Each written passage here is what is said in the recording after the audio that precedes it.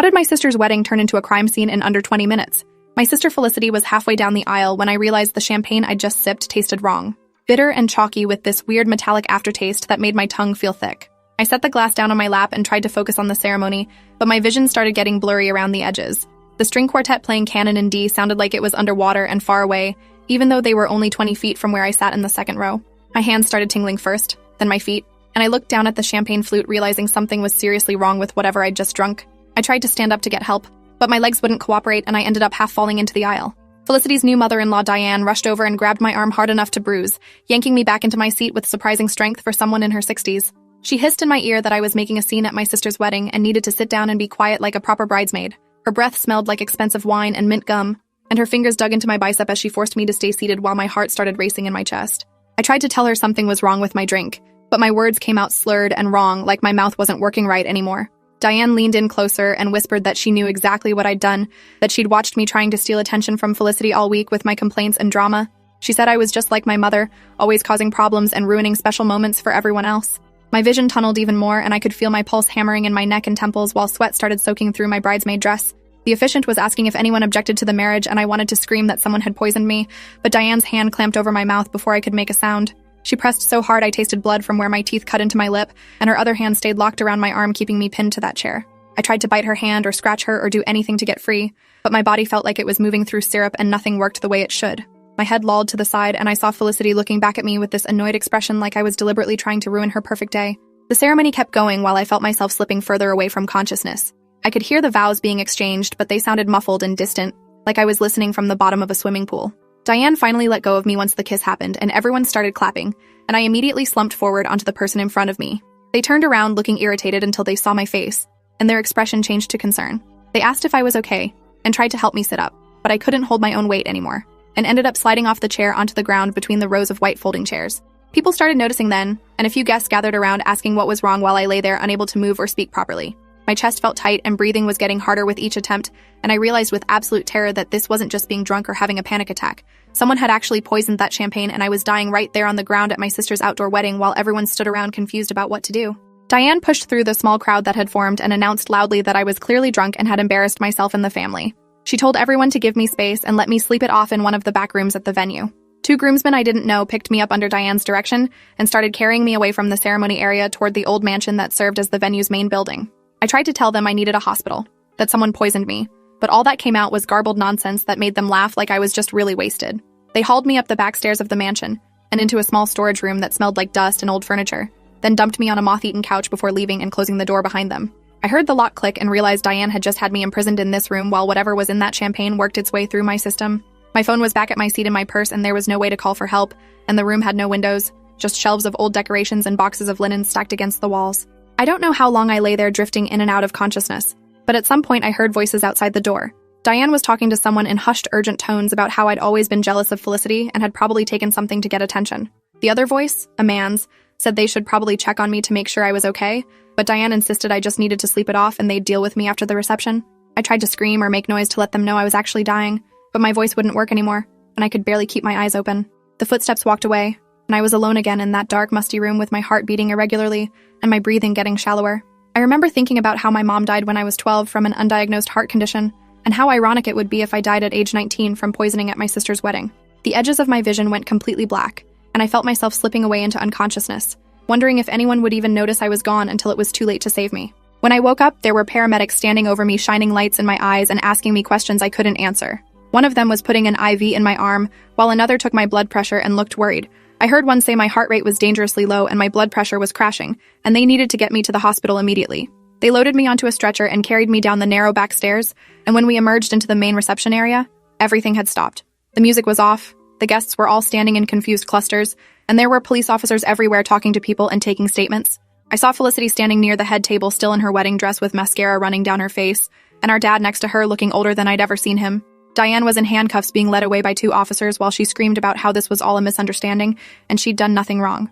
The paramedics rushed me past all of it and loaded me into the ambulance, and the last thing I saw before they closed the doors was my sister's destroyed reception with overturned chairs and abandoned plates of food and wedding cake smashed on the ground where someone had knocked over the dessert table. The hospital was a blur of tests and doctors and nurses asking me the same questions over and over. What did you drink? When did the symptoms start? Did you see who gave you the champagne? I answered as best as I could through the fog in my brain, telling them about the bitter metallic taste and how Diane had forced me to stay quiet and then locked me in that storage room. They took blood samples and hooked me up to monitors that beeped constantly, tracking my heart rate and oxygen levels while pumping fluids and something they called activated charcoal through my IV to absorb whatever toxin was in my system. A doctor with kind eyes and gray hair explained that they'd found high levels of prescription sedatives in my blood, mixed with something else they were still trying to identify. She said if I'd gone much longer without treatment, I probably would have stopped breathing completely. The police came to interview me while I was still in the emergency room. A detective named Foster, who had a gentle voice and took detailed notes while I described everything that happened. He showed me photos on his tablet of the champagne flute I'd been drinking from, now bagged as evidence, and asked if I recognized it or remembered where it came from. I explained that all the champagne flutes looked identical at the wedding, crystal glasses with the couple's initials etched on the side. I'd grabbed mine from a tray being passed around by servers before the ceremony started, and I'd only taken maybe 3 sips before everything went wrong. Detective Foster nodded and wrote something down, then asked about my relationship with Diane and whether she'd ever threatened me or acted hostile before. I told him about the comments she'd made all week leading up to the wedding, little digs about how I was too young to be a bridesmaid, and how I was probably jealous of Felicity's success. She'd made a big deal about me being in community college while Felicity had her master's degree and a 6-figure job, like my life choices were somehow a personal insult to the family.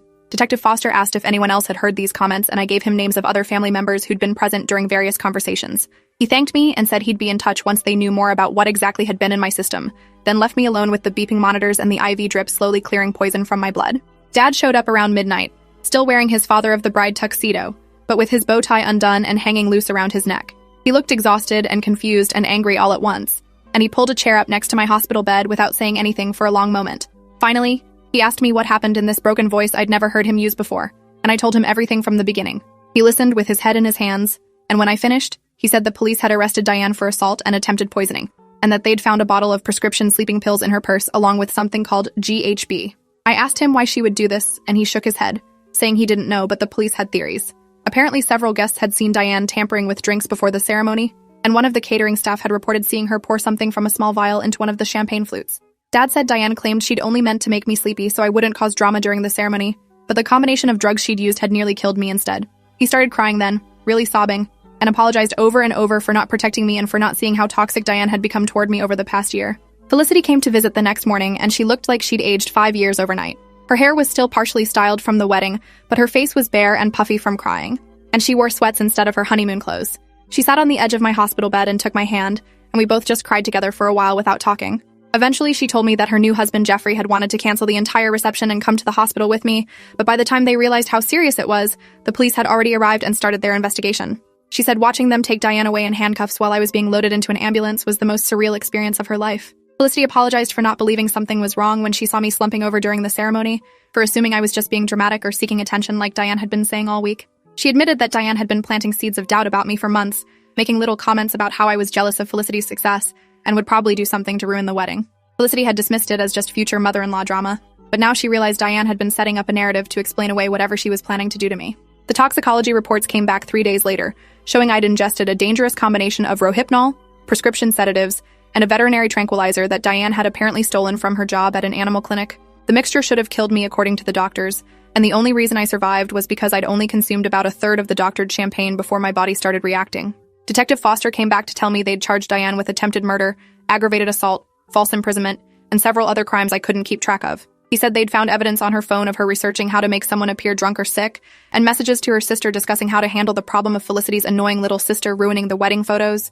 Apparently, Diane had convinced herself that I was deliberately trying to sabotage Felicity's marriage to her son, and that removing me from the equation would solve multiple problems. The detective asked if I wanted a restraining order, and I said yes immediately, not wanting to take any chances that she might try something else if she made bail. The local news picked up the story, and suddenly I couldn't go anywhere without people recognizing me as the girl who almost died at her sister's wedding. My phone exploded with messages from people I barely knew, everyone wanting details or offering sympathy or asking invasive questions about my relationship with Diane. I ended up turning my phone off completely and staying with Dad at his house while I recovered, sleeping in my old childhood bedroom surrounded by posters and stuffed animals from a simpler time. Felicity and Jeffrey postponed their honeymoon and came over every day to check on me, bringing food and movies and just sitting quietly when I didn't feel like talking. Jeffrey apologized constantly for his mother's actions, saying he'd known she had control issues but never imagined she was capable of something like this. He told me they'd cut off all contact with her and were cooperating fully with the police investigation, providing phone records and emails that showed the extent of Diane's obsession with controlling every aspect of the wedding. Physical therapy started 2 weeks after I got out of the hospital, because the drug combination had done some nerve damage that affected my coordination and balance. I had to relearn how to walk without stumbling, and how to hold things without dropping them, like my brain had forgotten how to send the right signals to my muscles. The therapist, a woman named Kira with impossibly positive energy, kept telling me I was making great progress even when I felt like I was moving backward. She explained that the toxins had affected my central nervous system, and it would take months of consistent work to fully recover, if full recovery was even possible. Some days I couldn't hold a pen to write or a fork to eat, and I'd end up crying in frustration while Dad tried to help without making me feel more helpless. The doctor said I was lucky to be alive and that most people who ingested that particular cocktail of drugs didn't survive, which made me feel simultaneously grateful and angry that my sister's mother-in-law had turned me into a cautionary tale. Diane's preliminary hearing happened 6 weeks after the wedding, and I had to testify about what I remembered from that day. Her lawyer tried to paint me as an attention-seeking drama queen who'd taken drugs myself to ruin Felicity's wedding, which was such an absurd claim that several people in the courtroom actually laughed. The prosecutor presented the evidence of Diane purchasing the drugs, researching dosages online, and being witnessed by multiple people tampering with my drink. They played security footage from the venue showing Diane taking my champagne flute from a server's tray, stepping behind a column for 30 seconds, then placing it back on the tray in a specific position. The timestamp matched perfectly with when that tray was distributed to the bridal party, and my seat assignment put me in the exact spot where that doctored drink would have ended up. Diane sat through all of this with her arms crossed and her face blank, like she was watching a boring movie instead of evidence of her attempting to murder me.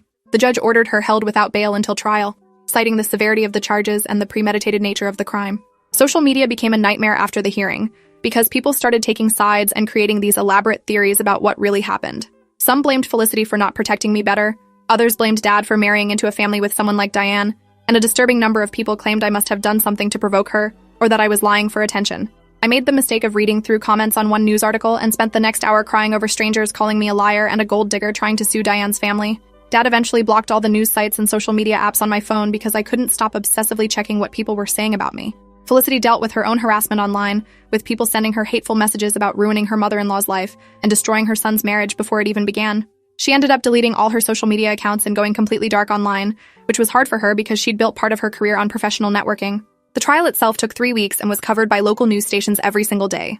I had to sit in that courtroom listening to Diane's lawyer try to discredit me by bringing up every mistake I'd ever made, every bad grade in high school, every time I'd gotten in trouble as a kid.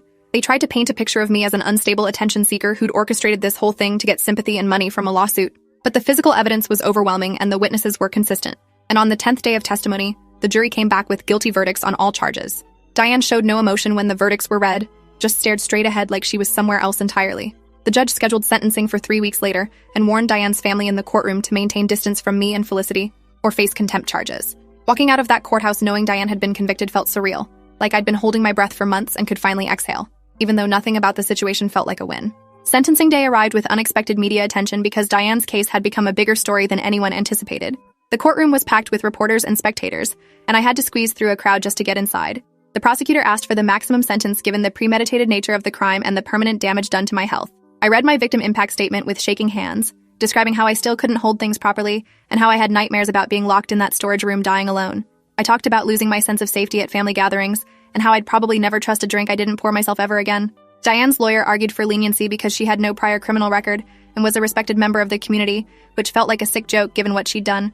The judge listened to everything and then sentenced Diane to 18 years in prison with possibility of parole after 12, calling it one of the most disturbing cases of premeditated violence she'd seen in her career.